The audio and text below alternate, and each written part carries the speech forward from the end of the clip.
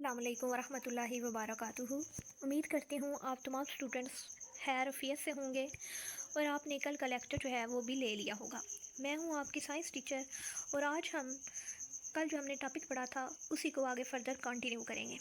कल हमने non metals की प्रॉपर्टीज़ के बारे में पढ़ा था और एग्जांपल पढ़ी थी कि नॉन मेटल की एग्जांपल कौन कौन सी है। और कल जो हमने एग्जांपल पढ़ी थी आज हम उन एग्जांपल को वन बाय वन डिस्कस करेंगे। सबसे पहले नॉन मेटल है हाइड्रोजन।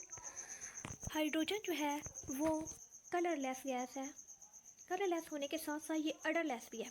कलरलेस का मतलब ये है कि हाइड्रोजन का ना ही कोई ख़ास कलर होता है और अडरलेस मतलब इसकी कोई ख़ास स्मेल भी नहीं होती। हाइड्रोजन का ना ही कोई ख़ास कलर होता है और ना ही उसकी कोई ख़ास स्मेल होती है, उसकी कोई ख़ास खुशबू भी नहीं होती। दूसरा ये है जो हमने हाइड्रोजन पढ़ा है, इसके कहाँ कहाँ पे हाइड्रोजन जो नॉन मेटल है ये कहाँ कहाँ पे यूज़ होती है, ये कहाँ कहाँ पे इस्तेमाल होती है।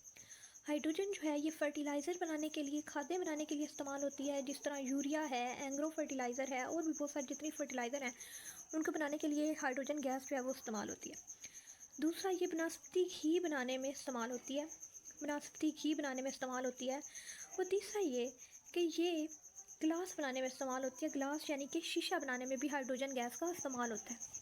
उसके अलावा हाइड्रोजन गैस जो है ये वेदर बलून को फिल करने के लिए, वेदर बलून को भरने के लिए जो गैस इस्तेमाल होती है वो भी कौन सी गैस होती है? हाइड्रोजन गैस होती है। नेक्स्ट जो नॉन मेटल्स के बारे में हमने पढ़ना है वो है हीलियम और नियॉन। हीलियम और नियॉन जो है ये दोनों नॉन रिएक्टिव एलिमेंट्स हैं। नॉन रिएक्टिव एलिमेंट्स का मतलब कि ये किसी दूसरी एलिमेंट के साथ रिएक्शन नहीं करती, ये किसी दूसरी एलिमेंट के साथ केमिकल रिएक्शन में हिस्सा नहीं लेती।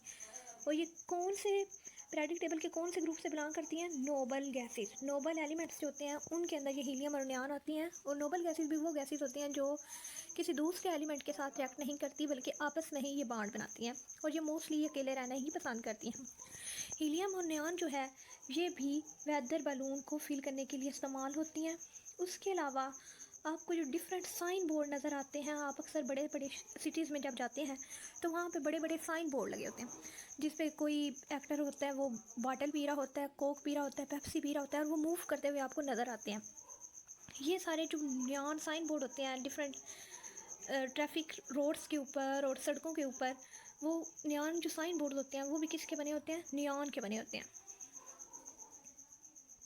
नेक्स्ट नॉन मेटल है कार्बन, जो कि 3 डिफरेंट फॉर्म में एग्जिस्ट करती है। कोल की फॉर्म में, ग्रेफाइट की फॉर्म में और डायमंड की फॉर्म में।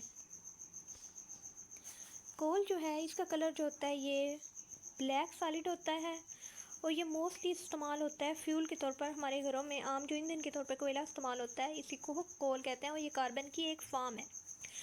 और दूसरी फॉर्म जो है ये ग्रेफाइट की फॉर्म में एग्जिस्ट करता है। इसका कलर भी ब्लैक होता है लेकिन ये शाइनी ब्लैक होता है, चमक वाला ब्लैक। और ये कौन सा सॉलिड होता है? ये सॉफ्ट सॉलिड होता है।